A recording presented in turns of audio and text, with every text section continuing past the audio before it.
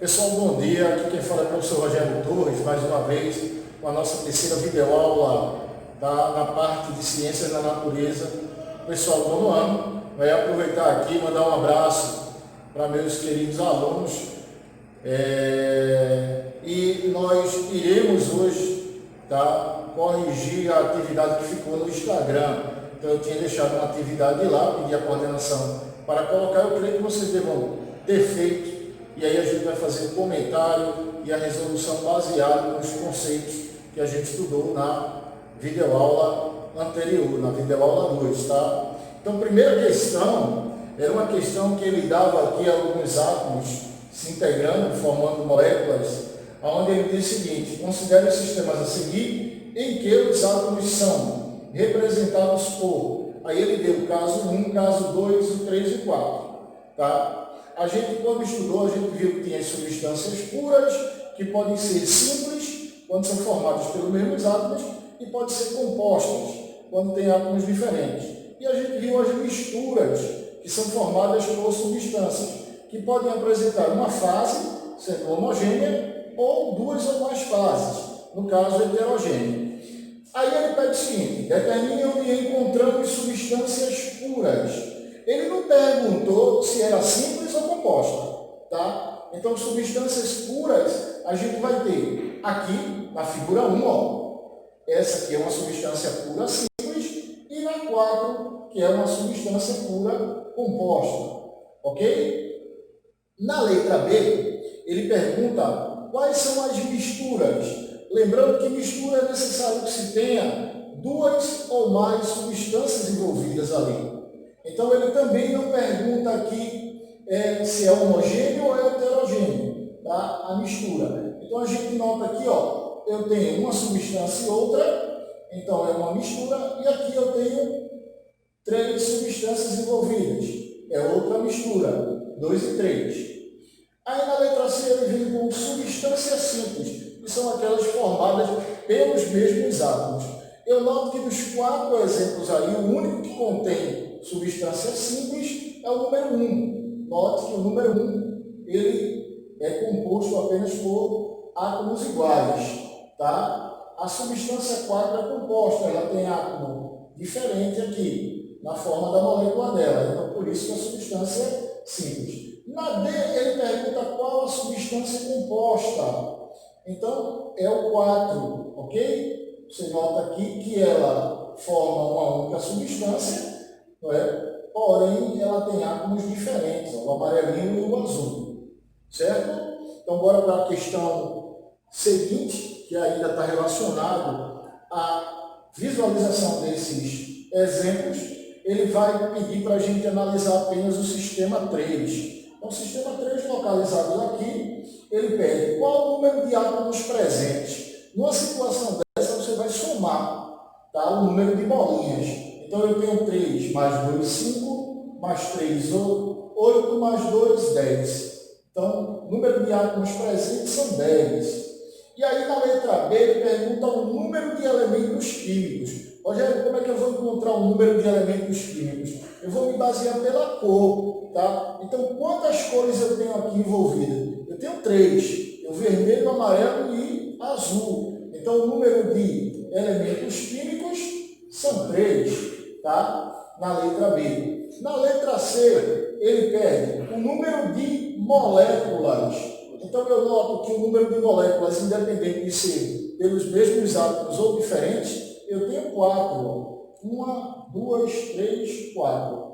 Então, a gente colocou aqui. E o número de substâncias, tá? Então, eu tenho aqui substâncias, obviamente, simples, né? Nesse caso aqui, a gente vai ter 3. Seguindo aqui o raciocínio, a gente vai para a segunda questão. Ele pede aqui para a gente colocar verdadeiro ou falso, tá? Em relação aos itens a ser julgados. Ele coloca ali as substâncias puras, podem ser simples ou compostas, considerando esse modo de classificação, julgue as afirmativas. Então, basicamente, ele faz um contexto de tanto de mistura quanto de substância que a gente estudou. Ele diz: o ar atmosférico é uma substância pura, não é? Então, a gente vê que o ar atmosférico, na verdade, é uma mistura ele tem gás oxigênio, gás nitrogênio, gás hidrogênio, gás carbônico, dióxido de carbono, poeira, micróbio, vapor d'água, é um contexto bastante abrangente. Então, para esse item aí, a gente vai julgar ele como falso. Segundo item, a água é uma substância simples. Tá? A água é um H2O, ela também não é uma substância simples. Ok? Ela é formada por átomos de hidrogênio e oxigênio. Então, nesse caso, para ser simples, tinham que ser os mesmos átomos. Pois aqui não é.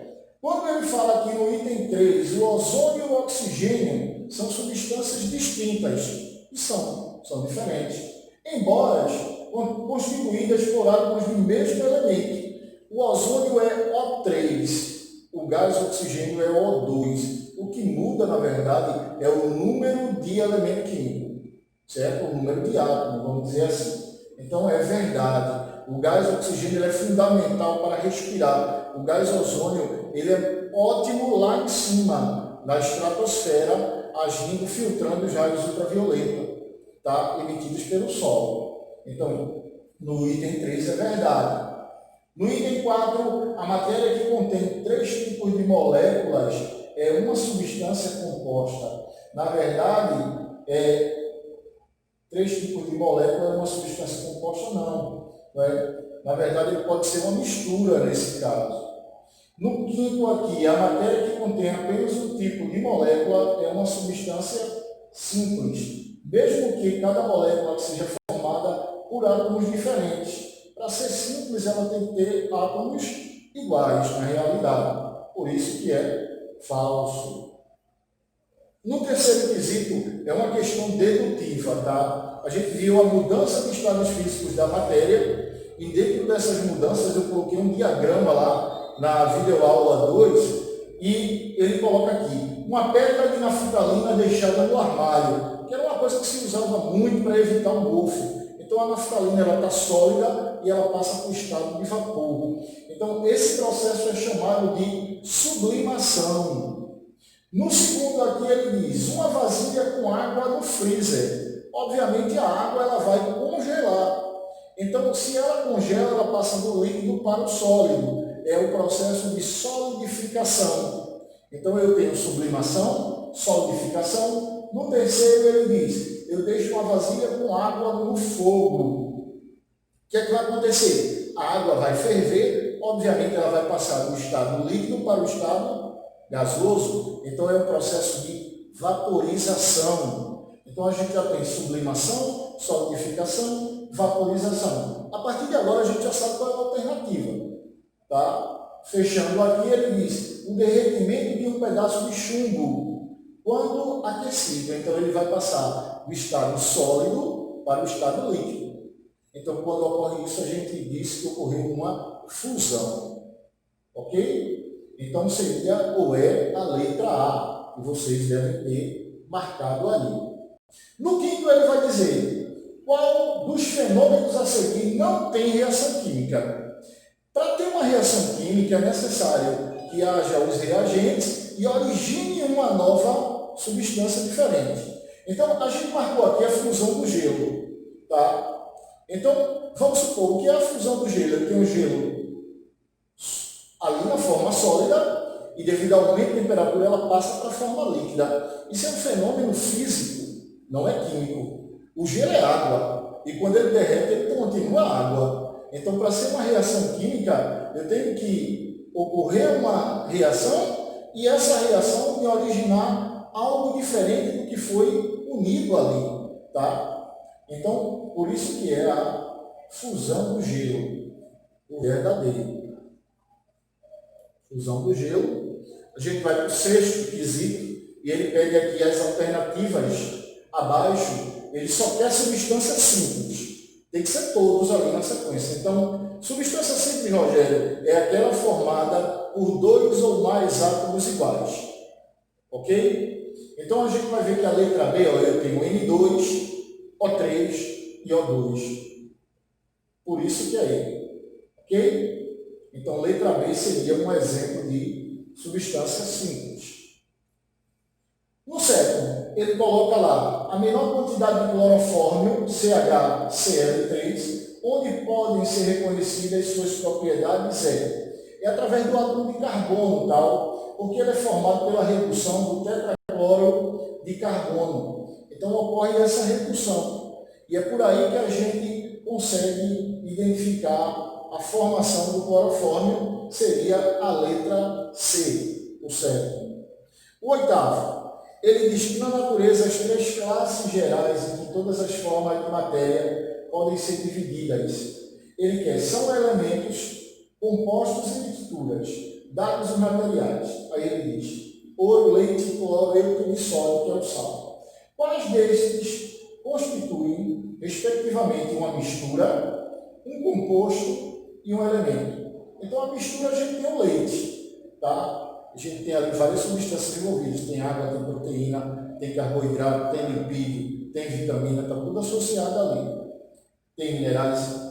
O outro aqui na sequência, o composto seria o cloreto de sódio, que é o sal de cozinha. E o elemento químico seria o ouro, ok? Então a gente vai ter leite, cloreto de sódio e ouro. No 9, ele diz, o oxigênio é fundamental à respiração dos animais e o ozônio é um gás que protege a Terra dos efeitos dos raios ultravioleta da luz solar.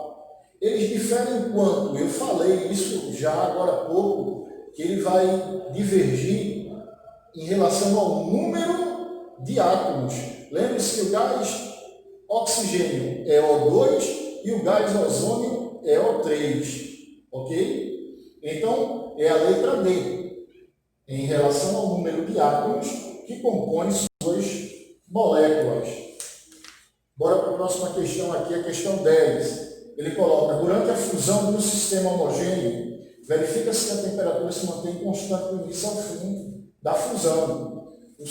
O sistema A, o que é que vai ocorrer nele? Ocorre uma situação, tá, de mistura eutética. Então, as misturas eutéticas, geralmente, ela tem o ponto de fusão mais baixo possível.